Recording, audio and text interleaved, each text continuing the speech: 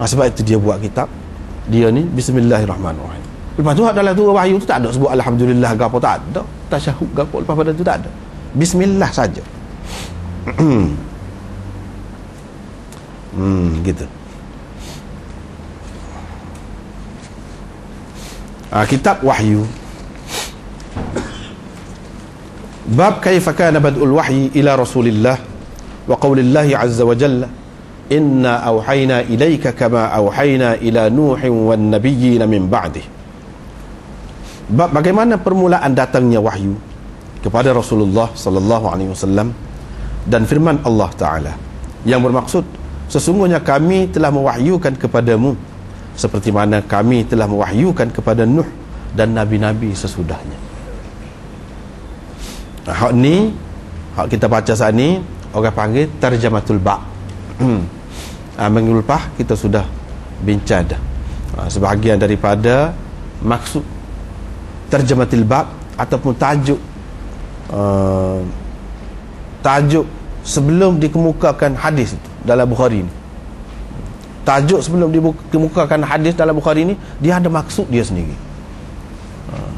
Bahkan baru ni anda sudah sebut dah 70 usul ada. 70 usul tarjamatul ba' itu ataupun tajuk-tajuk yang dibuat dalam Bukhari. Maknanya kadang-kadang Imam Bukhari buat gini maksud dia gini, kadang-kadang maksud gini, tak lari daripada 70 yang disebutkan oleh ulama-ulama hadis, pensyarah kitab Bukhari. Kadang-kadang dia maksud apa? Dia nak cerita, dia mari dalam tarjamatul bab dia tu hadis. Dia mari hadis. Dia nak cerita apa? Hadis ni memang sahih. Tetapi kenapa dia tidak amari secara musnad? Yang ni dia tidak amari hadis itu di bawah ni, seperti yang di bawah ni. Haddatsana gini, haddatsana gini. Apa dia tidak amari? Dia nak isyarat kepada hadis itu tidak menepati syarat dia walaupun sahih. Dia amari dalam tarjamatul bab. Dalam tajuk dia. Ada kalanya dia mari tajuk dia tu sebagai dakwaan dia. Dia mendakwa begini. Mana dalil? Hadis di bawah tu tengok berapa hadis dia mari. Itu dalil kepada dakwaan dia. Bukti kepada dakwaan dia. Ikutlah dia dakwa apa-apa pun. Mana dalil? Dalilnya tengok hadis bawah. Kadang-kadang dengan maksud tu. Kadang-kadang hadis itu tidak berapa tegas. Imam Bukhari buat tajuk dia sebagai menghuraikan, menjelaskan makna hadis yang dia kemukakan bawah. Itu pun termasuk dalam maksud tarjamatul ba'. Banyaklah maksud dia. Sampai 70. Boleh kita masukkan di bawah 70 usul, 70 prinsip. Ni masuk bawah ni. Ni masuk bawah ni. Ni masuk bawah ni. Ni maksud dia nak cerita khilaf ulama. Sebab tu dia amari hadis. Dia nak cerita khilaf ulama tentang hadis di bawah ni. Ni pula dia tanya saja. Dia tidak bagi jawapan. Dalam bentuk soalan. Tajuk dia. Apa sebab dia tidak bagi jawapan? Dia nak cerita jawapannya ada dalam hadis bawah tu. Satu. Yang kedua, jawapannya khilaf ulama. Oleh kerana khilaf tu kuat belaka, ada dalil kuat belaka, saya tak saya bagi keputusan. Maknanya kamu boleh guna mana saja. Macam-macam cara dia tu. Ini cara Bukhari. Yang mana kita tidak akan jumpa dalam kitab-kitab lain. Itulah keistimewaan dia. Kalau nak kira hadis-hadis dia, banyak daripada hadis-hadisnya ada juga dalam hadis lain pun, dalam kitab lain ada. Yang lebih dia duduk di mana? Duduk pada tajuk dia tu. Itulah istimewa. Sebab itu kalau Bukhari ni kalau ambil hadis dia saja memang lebih. Seperti orang panggil kalau kitab tu kalau dikumpulkan hadis bagi sesuatu kitab tu saja tanpa menyebutkan sanad dia, itu orang panggil kitab tajrid. Tajrid orang panggil. Itu pun satu bentuk kitab hadis juga. Misalnya tajrid Sahih Bukhari, tajrid apa-apalah, tajrid Abu Daud. Dia macam ringkasan juga, tapi ringkasan lain. Ringkasan ni dia pilih hadis-hadis, dia peringkas hadis-hadis tengah berulang-ulang tu dia tak ulang. Itu ringkasan orang panggil. Ni tak, sanad dia tidak sebut. Itu orang panggil tajrid. Walaupun ada kelebihan dia, tetapi kita tidak nampak keistimewaan Bukhari itu. Keunikan dia tu tak nampak. Baru kita nampak keistimewaan dia apabila kita sebut sekali dengan tajuk-tajuk dia tu, dengan sanad dia sekali, semua sekali, ambil semua sekali lah, barulah nampak. Sebab apa? Maksud dia bukan terletak pada hadis tu saja, tidak. bahkan pada tajuk dia tu yang paling penting, dan daripada situlah orang boleh tahu mazhab dia sendiri, dan orang boleh nampak bahawa Imam Bukhari ni dia bukan Syafi'i, dia bukan Maliki, dia bukan Hambali, dia sendiri. Tapi kadang-kadang pendapat dia tu kebetulan lah serupa dengan orang lain. Ini semua mengisyaratkan dia ni seorang yang mujtahid, dan ulama akui dia sebagai seorang mujtahid. Orang tahu mana ijtihad dia,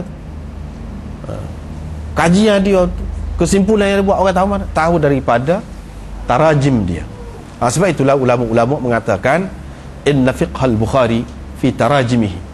Fiqh, kebijaksanaan Bukhari, kedalaman fahaman dia tu terletak pada tajuk-tajuk yang dibuat olehnya. Situlah nampak hebat dia, bisa dia tu duduk situ. Yang tidak boleh nak tanding orang lain, tak boleh. Memang pelik. Apabila kita baca baru kita tahu peliknya.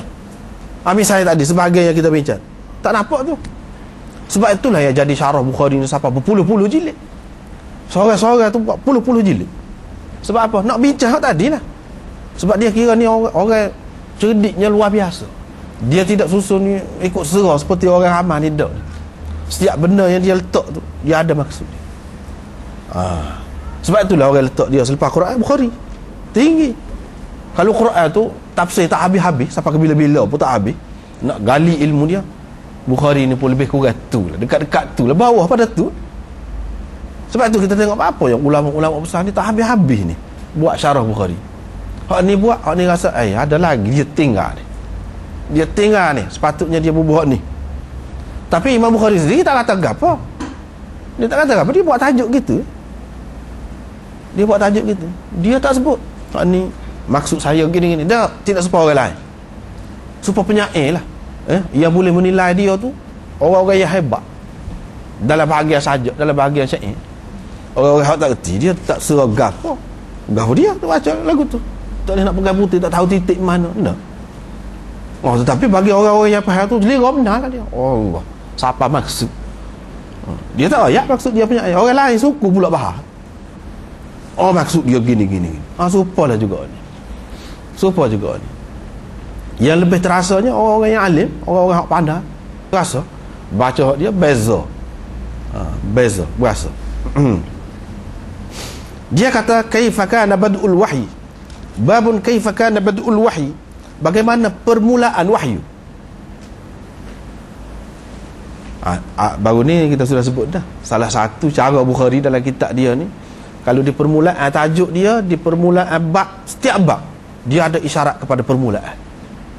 Itu yang pelik, tak ada kitab lain lagu tu, dia isyarat kepada permulaan. Macam dalam kitab kaifa kana bad'ul wahyi, bagaimana permulaan wahyu, permulaan. Isyarat kepada permulaan setiap bab, semua bab ada lagu tu.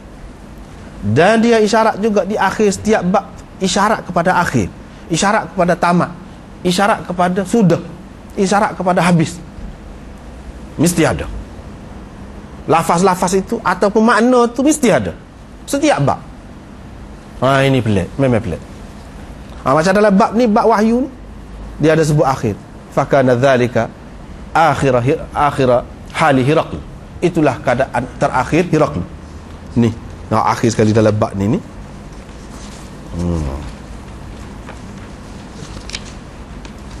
akhir sekali pada muka surat 8. Fakana dzalika akhir sya'ni Hiraql. Pada muka surat 8 bawah sekali ada akhir sekali, fakana dzalika akhir sya'ni Hiraql, begitulah keadaan terakhir, ataupun begitulah akhir keadaan Hiraql, raja Rum itu. Mana disebut akhir, dia akhir, dia ada sebut akhir.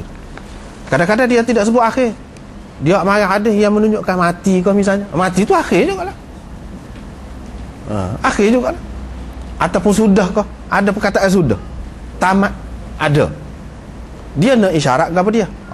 Tu dia. Dia bila-bila dia tulis ni kitab, dia bukan nak tulis hadis tu saja, tidak.